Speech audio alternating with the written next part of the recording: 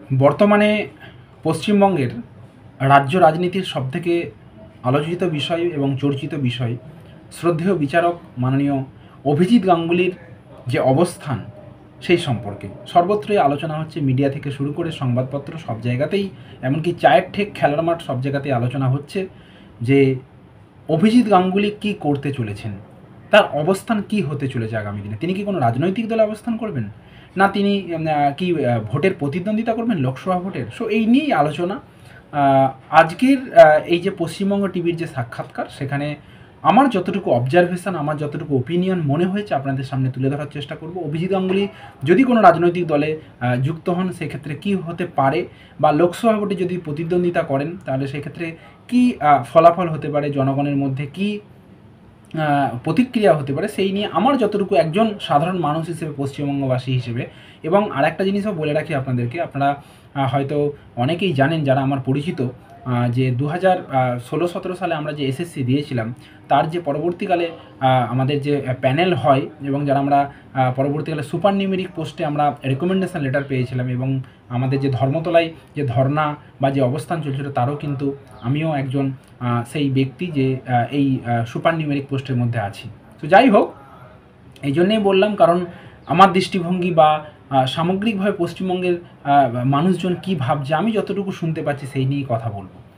প্রথম কথা হচ্ছে, আজ পর্যন্ত মাননীয় অভিজিৎ গাঙ্গুলি যে সমস্ত রায়গুলো দিয়েছেন, তাকে আপনারাও প্রত্যেকে জানেন নিশ্চয়ই, সেগুলো হচ্ছে ঐতিহাসিক রায়।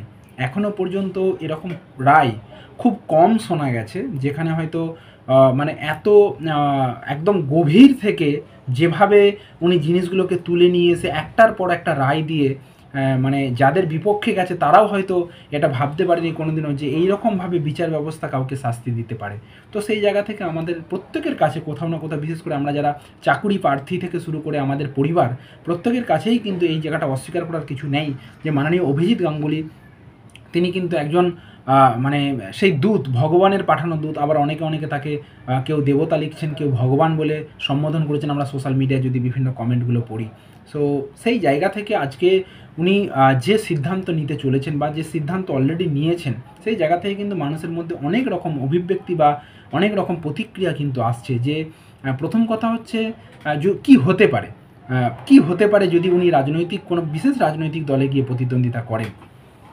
আমার যতটুকু মনে হয়, প্রথমত যে যে সরকার বা যে দলের পক্ষে বিপক্ষে, অর্থাৎ উনি যে রায়গুলোকে প্রমাণ করার চেষ্টা করেছেন, লড়াই করেছেন চাকরি প্রার্থীদের জন্য, তারা কিন্তু এটাই বলার চেষ্টা করবে যে উনি পলিটিক্যালি বায়াসড হয়ে এই সমস্ত কাজগুলো করেছেন। যদি বিরোধী কোনো রাজনৈতিক দলে যায়, স্বাভাবিকভাবে উনি তো বলেই পরিষ্কার করেই দিয়েছেন যে উনি বর্তমানে যে শাসক দল রয়েছে তাদের পক্ষে যাচ্ছেন না। স্বাভাবিকভাবে যে কোনো বিরোধী রাজনৈতিক দলে যাওয়া মানেই কিন্তু এটা প্রমাণিত হয়ে যাবে যে উনি পলিটিক্যালি বায়াসড হয়ে কাজগুলো করেছেন। যদিও আমরা যারা চাকুরি প্রার্থী এবং পশ্চিমবঙ্গের সাধারণ মানুষ, আমরা কিন্তু এটা কোথাও ভেবেছিলাম যে উনি নিরপেক্ষভাবেই সঠিক যে সত্য জিনিসটাকে উদ্ঘাটন করার চেষ্টা করেছেন, এবং আমরা সেই বিশ্বাস নিয়েই কিন্তু এখনও আছি। যাই হোক, এটা একটা হতে পারে। এমনকি ওনার বিরুদ্ধে বড় কোনো উকিল তিনি কিন্তু হাইকোর্টে মামলা করে যে উনি পলিটিক্যালি বায়াসড হয়ে এই সমস্ত কাজগুলো করেছেন, সেটাও কিন্তু প্রমাণ করতে পারেন।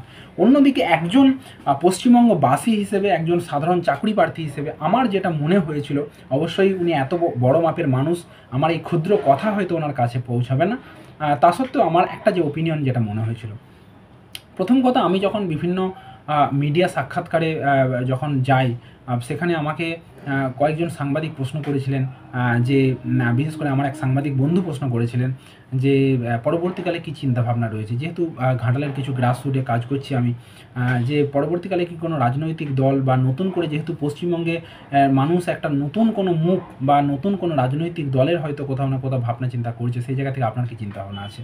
সো এই দেখুন, আমি একজন ক্ষুদ্র মানুষ, আমার হয়তো এতটা পরিসর নয়। আমি কেন এই কথাটা বললাম, কারণ এই পরিসরটা কিন্তু মাননীয় অভিজিৎ গাঙ্গুলির ছিল। উনি যদি মনে করতেন, পশ্চিমবঙ্গে এক অন্য ধরনের রাজনীতির কিন্তু উনি আমদানি করতে পারতেন, যে রাজনীতির কথা কিন্তু গোটা পশ্চিমবঙ্গবাসী কিন্তু অপেক্ষায় রয়েছে।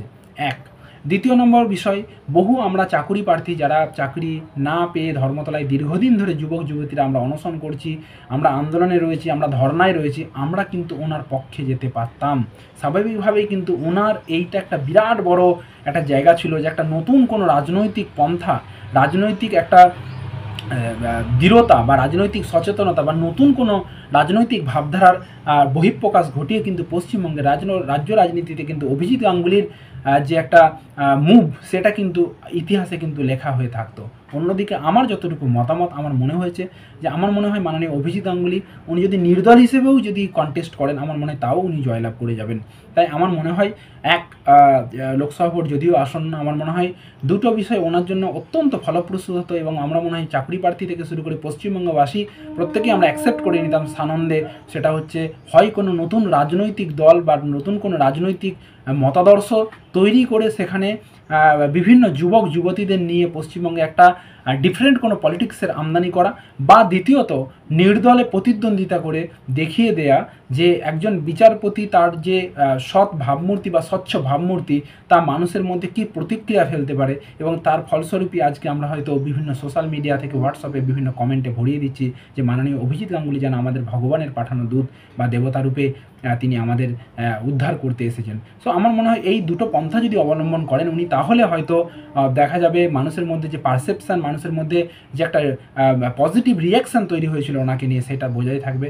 আর আমার মনে হয় যদি কোনো রাজনৈতিক দলে উনি যোগদান করেন তাহলে হয়তো সেই পজিটিভ রিয়াকশানটা হয়তো অনেকটা নেগেটিভে পরিণত হতে পারে। যদিও উনি উনি বিচক্ষণ ব্যক্তিত্ব, উনি অভিজ্ঞ মানুষ, নিশ্চয়ই উনি ভাবনা চিন্তা করেই হয়তো ওনার সিদ্ধান্ত নেবেন বা সিদ্ধান্ত নিতে চলেছেন। যাই হোক, মাননীয় বিচারপতি অভিজিৎ গাঙ্গুলি মহাশয়, আপনার প্রতি আমার শুভেচ্ছা রইল। নিশ্চয়ই যদি পার্টিকুলার কোনো রাজনৈতিক দলেও অংশগ্রহণ করেন তাহলেও নিশ্চয়ই আমরা যেভাবে আপনি সত্যের উদ্ঘাটন করেছেন, যেভাবে আপনি আমাদের জন্য লড়াই করেছেন পশ্চিমবঙ্গবাসীর জন্য, আগামী দিনেও আপনাকে আমরা সেইভাবেই দেখতে পাবো। ভালো থাকবেন, সুস্থ থাকবেন, নমস্কার।